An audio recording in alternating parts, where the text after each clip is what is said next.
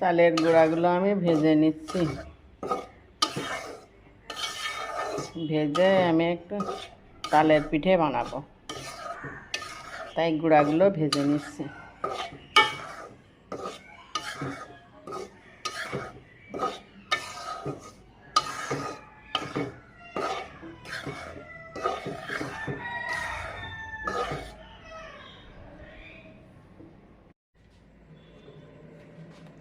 বিসমিল্লাহির রহমানির রহিম। আসসালামু আলাইকুম। সবাই কেমন আছেন? আমি তালের ভিতরে নারকেল দিয়ে দিছি, দিয়ে তালটা একটু জাল দিয়ে নেব। তালের পিঠে বানাবো। তালটা জ্বালায় নেব। আমি স্বাদ মতো লবণ, অল্প কিছু কালো জিরা, অল্প করে চিনি, গরম মশলার গুঁড়া দিয়ে দিলাম। দিয়ে আমি এইভাবে জ্বালিয়ে নেব।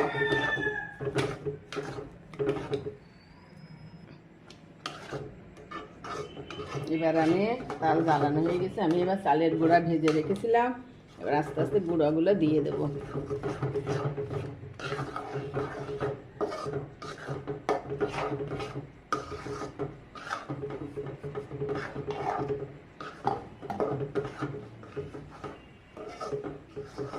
এভাবে আমি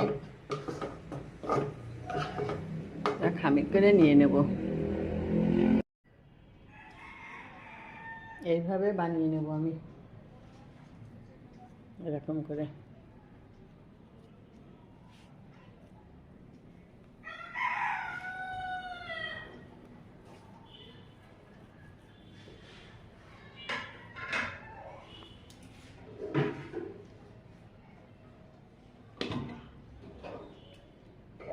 এরকম করে বানাবো সবগুলো, আবার অন্যরকম করেও বানাবো, ডিজাইন করে।